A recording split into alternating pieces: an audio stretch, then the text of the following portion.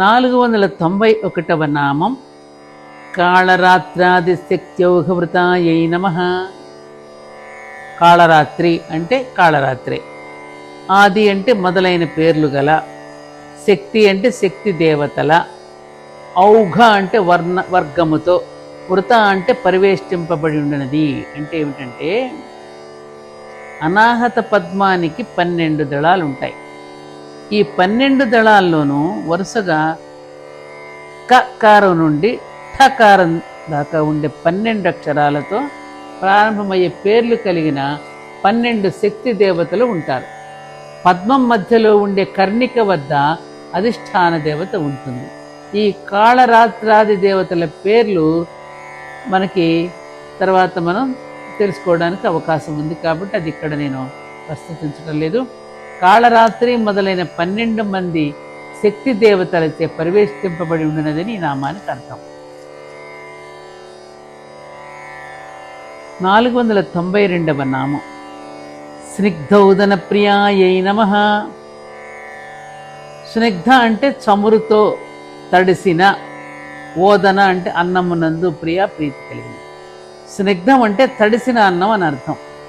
స్నిగ్ధము అంటే తడిసిన అన్నం అని అర్థం. అయితే తడవడం అంటే నీటితో కాదు. స్నిగ్ధ పదంలో జిడ్డుకు సంబంధించిన చమురు లేదా నునుపు లక్షణాలు తెలిపే అర్థాలు కూడా ఉంటాయి.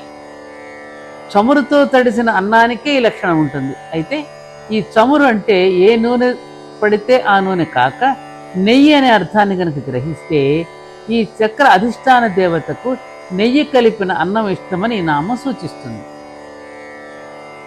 గుండె పెద్దది అంటే హార్ట్ ఎన్లార్జ్మెంట్ అని వస్తాయి చూడనా.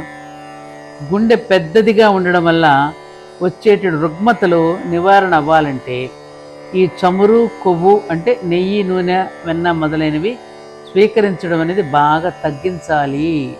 లేకపోతే గుండె వాటి వల్ల మరింత పెరిగే అవకాశం కలుగుతుంది. అందుకని నేతితో తడిసిన అన్నమ్మనందు అమ్మవారు ప్రీతి కలది అని నామానికి అర్థం. అంటే ఏమిటి ఇక్కడ? ఈ నామాన్ని కనుక చెప్పిస్తే హార్ట్ ఎన్లార్జ్మెంట్స్ ఉన్నవాళ్ళు కానీ, తర్వాత కొలెస్ట్రాల్ బాగా పెరిగిందంటారే చూడు, అలాంటివి తగ్గించుకోవాలంటే ఈ నామాన్ని జపిస్తే తగ్గిపోతుందని చెప్తున్నారు.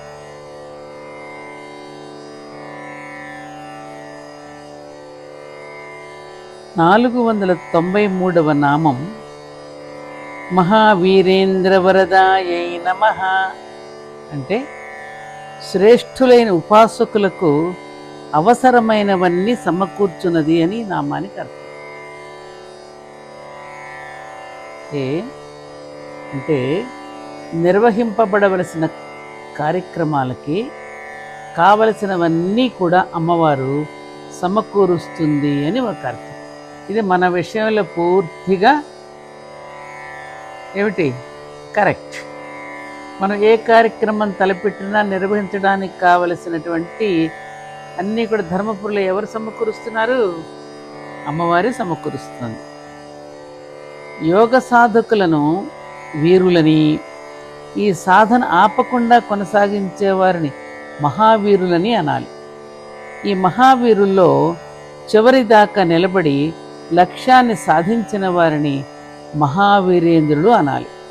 ఇటువంటి మహావీరేంద్రులకు కావలసినవన్నీ అమ్మవారు వాళ్ళేమీ కోరకుండానే సమకూరుస్తుంది. అమ్మవారిని ఉపాసించే వారిని మహావీరులు అనే పదంతో సంకేతించడం కూడా ఉంది. మరి మన్మథుడు పిల్లవాడైన అమ్మవారిని ఉపాసించి శివుడంతటి వాడిని ముల్లోకాలను కూడా జయిస్తాడు. దీనికి కారణం అమ్మవారి ఉపాసనే అంటారు ఆదిశంకరాచార్యులు. సింహరాశి సూచించే హృదయమే ధైర్యానికి, సాహసానికి ఉత్పత్తి స్థానం. ఈ హృదయానికి సంబంధించింది అనాహత చక్రం. అందువల్ల ఈ చక్రాధిష్టాన దేవతా రూపంలో ఉన్న అమ్మవారిని ఉపాసిస్తే ధైర్య సాహసాలు వస్తాయి. ధైర్యం, సాహసం అనగానే మనం ఏం చేసి గుండె మీద చేసుకుని చెప్తాం, గుండె బలం అంటాం. ధైర్యాన్ని గుండె బలం అని కూడా వాడతాం కదా. ఎప్పుడు ధైర్యం అనేది మనకు బయట వారి వల్లే కంటే ధైర్యం అనేది మనకు బయట వారి వల్ల కంటే మనలో నుండి రావడమే మంచిది. అది మనలో నుండి రావడమే మంచిది. దేనికైనా ముందు గుండె ధైర్యం కావాలంటారు. అందుకే తన్ను తాను ధరించగలడం ద్వారా తనకు ధైర్యం తానే అవడం, ముఖంలో ఒకలాంటి వర్చస్సు, ఈ 3 లక్షణాలు ఈ స్వధాకు సంబంధించిన పితృదేవతల దయ వల్ల కలుగుతాయి. స్నిగ్ధ అంటే చమురు సంబంధమైన నువ్వులు, నెయ్యి పుష్కలంగా సమర్పించాలి అంటారు మన పెద్దవాళ్ళు. అందుకని ఈ దేవత స్నిగ్ధౌదన ప్రియ, శ్రేష్ఠులైన ఉపాసకులకు అవసరమైనవన్నీ సమకూర్చున్నది అని నామానికి అర్థం.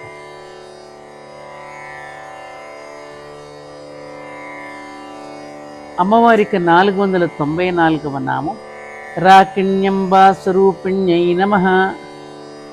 రాకిణి ప్లస్ అంబా ప్లస్ స్వరూపిణి అంటే రాకిణీ దేవతా స్వరూపముగా ఉండునది.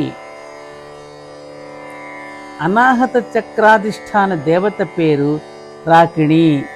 ఈ చక్రాధిష్టాన దేవతకు సంబంధించిన బీజ, కీలక, న్యాస మంత్రాలన్నీ కూడా రకార సంబంధంగా ఉంటాయని రాకిణీ నామంలోని మొదటి అక్షరం రా సూచిస్తుంది. అనాహతాబ్జనిలయ అనే నామం దగ్గర నుండి ఈ నామం దాకా చెప్పబడిన వివరాలన్నీ కూడా ఈ రాకిణీ దేవతకు సంబంధించినవే. ఈ లక్షణాలన్నీ రాకిణీ దేవత ధ్యానానికి సంబంధించిన శ్లోకంతో గుర్తుపెట్టుకోవచ్చు. కృత్పద్మే భానుపత్రే ద్వివదన లసితాం దంశ్రీం శ్యామవర్ణాం చక్రం శూలం కపాలం డమరుమపి భుజైర్ధారయంతీం త్రినేత్రాం రక్తస్థాం కాళరాత్రి ప్రభృతి పరివృతాం స్నిగ్ధభక్తైకసక్తాం శ్రీమద్వీరేంద్ర వంద్యామభిమత ఫలదాం రాకిణీం భావయామః. అంటే ఈ శ్లోకంలో చివరి పాదంలో శ్రీమద్వీరేంద్ర అనే పదం శ్రీ విద్యోపాసనలో వీరులైన వారు అని సూచిస్తుంది. ఈ సూచన ఇంతకుముందు చెప్పుకున్న నామంలోని మహావీర పదానికి శ్రీ విద్యోపాసకులను అర్థం చెప్పుకోవడంలో తప్పులేదని కూడా నిర్ధారిస్తుందన్నమాట. రాకిణీ దేవతా స్వరూపిణి అని నామానికి అర్థం.